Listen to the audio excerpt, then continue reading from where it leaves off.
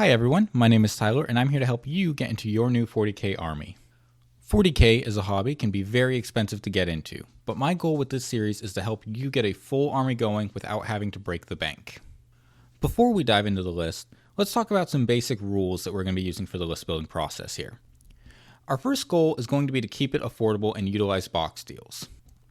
For everything that we're going to be looking at today, we're going to be looking at it from an MSRP value from Games Workshop themselves.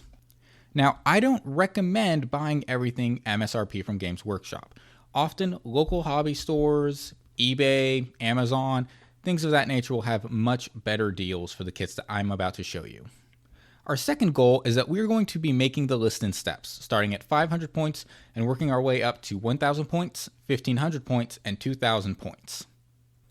Our third rule is we're going to be avoiding Forge World and Finecast. Many Forge World models are often very pricey for the points that they provide you on the table, and the resin used can be hard to work with, especially for beginners. As far as Finecast goes, I just don't think that they're quite as high quality as the plastic models that you can get otherwise. Our fourth goal is to aim to make lists with decent competitive viability. We're going to be trying to make lists that can do well at casual tournaments, in your games with friends, or maybe even get you some wins at major tournaments. Our fifth and final rule is the most important one. Just because I don't mention a model in my list, it doesn't mean that it isn't good. The most important thing that you can do is collect models that you think are cool. There's an entire side of the hobby that has nothing to do with playing, and if you don't like the models you're painting and building, you're not going to get the most out of this hobby. Today we're going to be talking about the Leagues of Votann. The Leagues of Votann are the newest faction to Warhammer 40k. They were previously known as a faction called the Squats, who were removed because Games Workshop wasn't quite happy with the way that their lore was being handled. They are your traditional Tolkien dwarves in space. If you take Gimli from Lord of the Rings and you give him a laser gun and a plasma blade, you get the idea. The Leagues of Votann have a saying: luck has, need keeps, toil earns. The idea behind this saying is that you might luck into having something, but those who need something should be the ones to keep it, and those who want something need to earn it. The dwarves themselves are not actually the Votann. They are known as the kin. The kin have very strong familial values with each other. The kin aren't actually a traditional alien race. They are entirely made of cloned, mutated humans, instead of being some kind of actual Xenos faction. The Votann themselves, on the other hand, are effectively a group of supercomputer AIs that lead the Votann and kind of act as an almost godlike figure to them. So let's talk about some of the reasons that you might want to collect the Leagues of Votann. Being an entirely new army, their range is brand new, meaning that every single one of their models is going to look great. They're also a very solid shooting army with some pretty decent melee as well. It's not anything on the level of World Eaters or things of that nature, but they still have some units that are able to pack a little bit of a punch. After the most recent round of buffs, they have an extremely powerful army rule that really helps them with the current metagame. This army rule does a very nice job of helping them take down high toughness targets by allowing those very high toughness targets to max out with judgment tokens. The Leagues of Votann are also not suffering for volume of fire in order to deal with horde armies. They have a lot of guns that have somewhere between 2 to 4 shots with rapid fire. They also have an almost ideal suite of stratagems to work with. Whether you need utility, damage, or survivability, there is some stratagem in the League of Votann index that is going to get the job done for you. Their range of models also have diverse enough rules that they all fulfill a specific role that you would want them to do in an army. Whether it's Pioneers being able to score points early, Hearthguard being able to punch hard, and Deep Strike to get around the board and manipulate that kind of pressure, or even Hecatons for durable shooting, to Berserks being able to be great melee threats. But let's take a quick moment to talk about some of the reasons you might not want to collect Leagues of Votann. As you might be able to guess from a dwarf army, they have short legs. They aren't moving very fast. They're going to very much struggle to make it around the board if they aren't in transports or able to deep strike. This can make their objective game kind of hard to play around. You really are going to be relying on Pioneers for that, but if you don't have a lot of Pioneers, or if they're able to get blocked somehow or picked off, you can really have a hard time getting those points throughout the game. There also isn't a very huge range of models with the Leagues of Votann. Being limited to somewhere around 7 to 9 models across their entire kit means that there just isn't a lot of variety. For me, the most frustrating one is that Games Workshop can't seem to decide whether or not Votann are supposed to be an elite army or a horde army. That might be 2,000 points of Votann now could very easily be 2,700 points of Votann when the Codex comes out. It could also get lowered even further and suddenly be 1,700 points. It's really impossible to tell what their trend is going to be at this time. The last big thing is that their models, for the points that they currently are on the tabletop, are very, very expensive. You're really one of the most expensive armies, points per dollar, to pick up. Thankfully, you've got some pretty good combat patrols, and your units that are very good are the ones that are also price efficient, so this is a little offset at the moment. Now, let's talk about the army rule for Leagues of Votann. The Leagues of Votann army rule is Eye of the Ancestors. You're able to put judgment tokens on your opponent's units whenever they perform certain actions. This can be something like destroying a unit in your army, or being in line of sight of a character who's able to throw out judgment tokens. These judgment tokens make it so that your units are more easily able to inflict damage, whether it's by adding hits to the hit roll or by adding wounds to the wound roll. The detachment rule for Leagues of Votann is Ruthless Efficiency. There is a little bit of a typo here where it says that one unit from your opponent's army will start with 2 judgment tokens. It has been updated to be 4 units start with 2 judgment tokens. This army rule is incredibly powerful, as just being able to dish out judgment tokens to all of the highest priority targets your opponent has means that they don't want to necessarily throw their best things out, because they'll just more easily get picked up by your immense shooting power. It also generates you a little bit of CP over the course of the game, which isn't that huge, but given how good your stratagems are, it can actually be quite impactful. Now, with the 3 lists I'm going to be showing you today, they're all going to be starting off the same way, but one of them is going to evolve into a list that is focused heavily on Sagittars and troop transports. The second list is going to focus a lot more on infantry and just being able to have good, heavy powered units. And then the last list that I'm going to show you today is all about the vehicles as well as those heavy units. It's going to be using quite a few transports and also some of the hecatons. So let's talk about how we're going to be starting off the Leagues of Votann as an army. We're going to be picking up 1 combat patrol for the Leagues of Votann, and then we're also going to be picking up 1 Sagittar to act as a dedicated transport to help move some of our infantry up the board. With the 500-point list, we're going to be running the Call with the Disintegrator, Mass Gauntlet, and Grim Demeanor enhancement. We're going to be running the 10 Hearthkin Warriors with 7 copies of their bolters, but then giving them a Comms Ray, Metapack, Scanner, High-Las Rifle, and L7 Missile Launcher. The Chthonian Berserks are going to be equipped with a Mole Launcher and 5 Concussion Mauls. Hearthkin Pioneers are going to be equipped with a Las Cannon, a Scanner, and a Spotlight, and aside from that, just their regular shotguns. And the Sagittar is going to be equipped with an L7 Missile Launcher and Sagittar Missile Launcher. Now, one thing that I want to mention about the Sagittar that makes it so important for the Votann in general is that the Sagittar is really the only way for you to get a lot of your cheap infantry up the board. It's also a great way of splitting up your 10-man Hearthkin warrior unit to be 2 separate 5-mans. That way you can have a cheap unit stay back home, sit on your objectives, and do whatever it needs to do, while the other unit is able to move up the board and get good angles for shooting power. It can also be used to move your Berserks up to the middle of the table in case you think you need the melee threat to be in the center more. Now, moving into the first 1,000 point list, we're going to be going and we're going to just be doubling what we already have. We're going to be picking up a 2nd combat patrol of the Leagues of Votann, and we're going to be picking up a 2nd Sagittar. As you might have been able to guess, we are just doubling up on everything that we have. It's going to be 2 units of 10 Hearthkin Warriors, 2 units of 5-man Berserks, 2 units of 3 Pioneers, 2 Sagittars with L7s and Sagittar missiles. The only difference between anything here are the 2 calls are going to have 2 different enhancements. One is going to have Grim Demeanor, and one is going to be having Appraising Glare. As we move this list into the 1500 point category, we're going to be picking up 2 more Sagittars, we're going to be picking up 2 boxes of Einhir Hearthguard, and then we're going to be picking up 1 Einhir Champion to lead them in combat. The Einhir Champion is going to be equipped with a Mass Hammer as well as a Weavefield Crest, and then the 2 calls are both going to be losing their enhancements. We just don't quite have enough range to fit everything that we want onto the call, so they're going to be identical for now. Everything else is staying the exact same with the exception of there being 4 Sagittars with L7 missile launchers.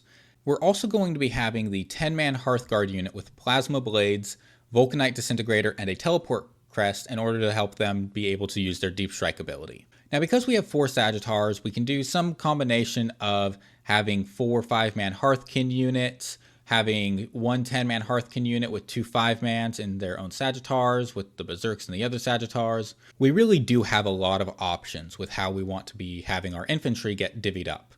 The big thing is that the Einhir Hearthguard are going to be going into Deep Strike every single time. Now, at 2,000 points, we're going to be picking up 1 final box of the Leagues of Votann Combat Patrol, and we're going to be picking up a 5th Sagittar. This is going to make a very small little adjustment to the list where now we're going to be having 2 calls with no enhancements and 1 call with Grim Demeanor. We're going to be having 3 Hearthkin Warrior units with all the same loadout, 3 Chthonian Berserks with all the same loadouts, 3 Hearthkin Pioneers with all the same loadouts, and 5 Sagittars, again, all the same loadouts.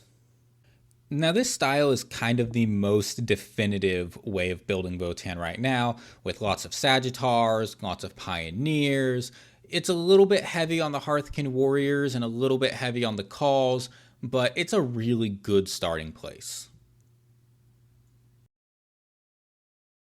For the second style of 1,000 point list that I'm going to be giving you, this is going to be that infantry heavy armor kind of style. We're going to be picking up 2 Einhir Hearthguards, we're going to be picking up 2 boxes of Brokir Thunderkin, and we're going to be picking up 1 Einhir Champion. The Einhir Champion is still going to be equipped with his Mass Hammer and Weavefield Crest. The Call is still going to be equipped with all of his regular stuff plus the Grim Demeanor. The 2 Brokir Thunderkins are going to be in separate units in order to be able to focus on different sides of the board, and they're all going to be equipped with Graviton Blast Cannons. The Einhir Hearthguard are going to be given their Plasma Blades, Vulcanite Disintegrators, and Teleport Crest, and that's really going to be the big focus of this section. Now, I do want to mention one quick thing about the Brokir Thunderkin. They suffer from a little bit of what we would call broadside syndrome in the Tau, where they are pretty good shooting platforms in and of themselves, but they are very, very slow, and a slow-moving shooting platform can very easily be broken up with line of sight. That is the big reason that this is going to be 2 separate 3-man units. At 1,500 points, we're going to be picking up 2 more boxes of Einhir Hearthguard. We're going to be picking up 1 more box of Sagittar, and then we're going to be picking up 1 more Einhir Champion, and really starting to get into that Terminator style. Now the 2 Einhir Champions are going to be equipped with the same loadout, except one of them will have Long List, the other one will have Appraising Glare. The Call with the Disintegrator and Mass Gauntlet is still going to have Grim Demeanor. The second unit of Einhir Hearthguard are all going to be equipped the exact same way, Plasma Blades, Vulcanite Disintegrator, and Teleport Crest, and the second Sagittar is going to be equipped with an L7 Missile Launcher and Sagittar Missile Launcher. This is going to make it so that we can have 1 unit of Hearthkin Stay Back Home as a 5-man, 1 unit of Hearthkin Warriors as a 5-man get drove up the board, and we can have the Chthonian Berserks have support from a Sagittar as well. Now, as we get to 2,000 points for this list, we're going to be picking up 2 boxes of Hearthkin Pioneers, we're going to be picking up 3 boxes of Brokir Thunderkin, and then we're going to be picking up 1 final box of Einhir Hearthguard. Now, I do want to say that I think that of the 3 lists I'm going to be showing you today, this is the one that you will have the hardest time actually being able to succeed right off the rip. But that's mostly just because it has a lack of transports, and like I said, the slow-moving Votann army kind of struggles with it. If you are able to navigate this army well, though, it's going to be very, very powerful. As we look at it at 2,000 points, we're going to see all of the usual suspects. We're going to be seeing the 2 Einherjar champions in the call with all of their usual loadouts plus their usual enhancements. The 2 units of 6 Brokir Thunderkin are going to be the big thing here with their Graviton Blast Cannons.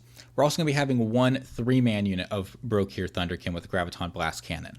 Now you're going to be able to have these units come in from reserves and be able to get good angles right when they need to come in from the battlefield and try to set up, but you're not going to want to start with all of these units on the battlefield at once. Otherwise, you're just going to have a very hard time navigating and being able to make sure that they all get the angles that they need to. These units are going to put out a lot of damage, but you got to play around that lack of mobility. The Einherjar Hearthguard with the Plasma Blade, the Vulcanite Disintegrator, and the Teleport Crest working as a 5-man is just going to do what it usually does. And those 2 extra units of Hearthkin Pioneer are just going to make sure that you're able to actually score throughout your game. Now getting into the heavy metal style of list, starting off at 1,000 points, we're going to be picking up 2 boxes of Einherjar Hearthguard, and we're going to be picking up a Hecaton Land Fortress.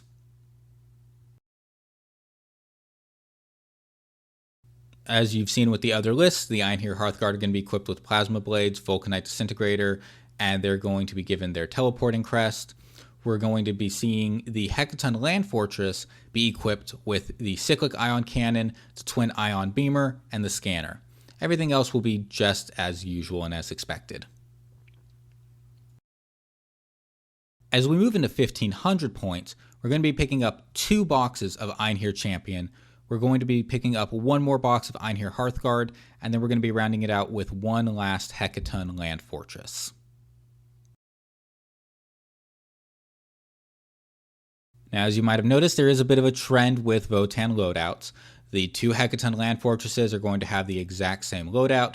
The 5-man Einherjar Hearthguard unit is going to have the exact same loadout as the 10-man, and the 2 Einherjar Champions are going to have the exact same loadout with their Weafield Crests.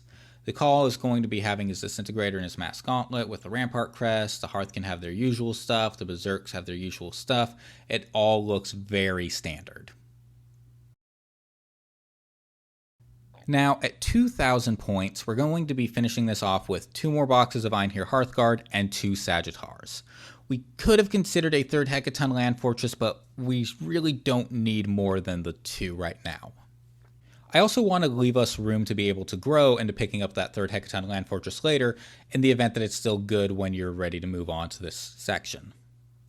With these 2,000 points, we're going to be seeing all of the bog standard stuff that we expect. The 2 teleporting 10-man Hearthguard units are going to be with the Einherjar Champions. Hearthkin Warriors will be with their Call. The 2 Hecatons are going to be doing all of their best stuff. And the whole list is just going to kind of flow together in that same general direction.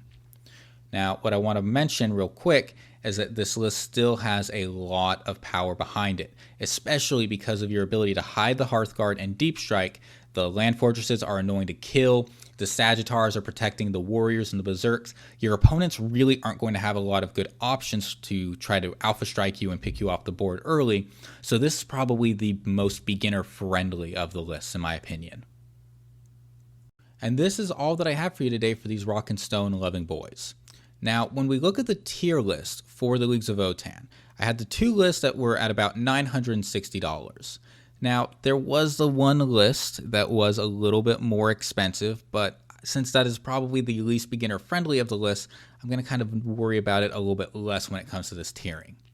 Because of the cost of those 2 main lists, it's going to slot itself nicely between the Orcs and the Tau in that $900 to $1,050 tier. And that is going to be it for me for today. I hope that you all enjoyed these 3 Votann lists. I really wanted to make sure that I had a little bit of everything between a mass transport with Sagittars, the Hecaton Sagittar combo, and then a list to try to use as little of those vehicles as possible, just for the people who really love the dwarves themselves. I hope to see you in the next video, and until then, talk to you later.